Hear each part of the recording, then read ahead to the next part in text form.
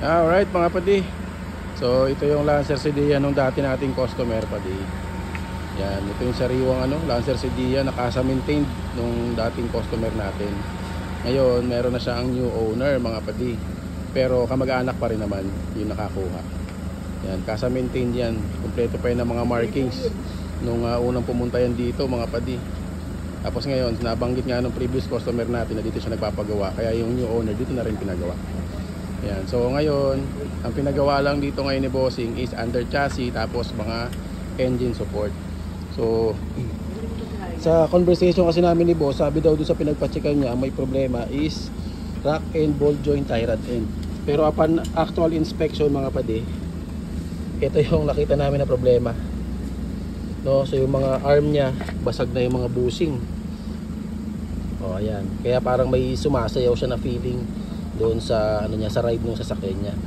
No, pero rack and ball joint niya okay pa naman mga boss. So kaya nga sabi namin lagi sa inyo sa mga inquiries, no, pwedeng mag-iba yung mga depende sa actual na makikita natin. Iba kasi kapag nasa actual natin na check yung sasakyan, no, nakikita natin lahat, no? Ayan, tapos ngayon mga padi, ito yung mga engine support na ipapalit natin sa kanya kasi mga engine support niya basag na rin talaga mga padi.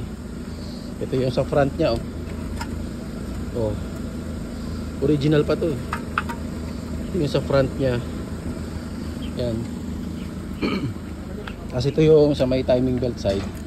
Yan, so pinaka-advisable talaga pag nagpapalit tayo ng engine support, sabay-sabay na lahat, no mga padi. Tapos yung sa transmission niya automatic, yung sa transmission. Ito yung pamalit natin. Yung para sa likod. Yung sa bandang likod ni Bossing, yan, binabaklas pa natin ngayon. Yan ang pinakamahirap palitan sa mga Lancer Sedia mga padi. Yung engine support sa bandang likod. Yan, basag na rin talaga. So ito pamalit natin. Lahat ng support natin is yung IR. Yan mga padi. Ito yung pamalit natin sa front. Ito yung sa transmission nya. Yan, nakabit na natin yun dito sa may timing belt side. Yan, ito yung mga pinakamadaling palitan. Yan, so tapos yun, so far yun lang naman nakita natin. Nag-test drive tayo kasi kanina and wala naman na yung ingay na tsaka yung feeling na parang may sumasayaw yung bandang harap. Okay na, problema yun nga lang yung vibration, tsaka pag nag-shift siya dun sa from park to drive, malakas yung pihit ng makina. Basag na kasi parehas ng support, front and rear. So yun talaga malakas na movement yung galaw ng makina kapag nag-select tayo from reverse to drive, from park to drive, from drive to reverse, ganyan. Yun yung malalakas na ikot ng makina.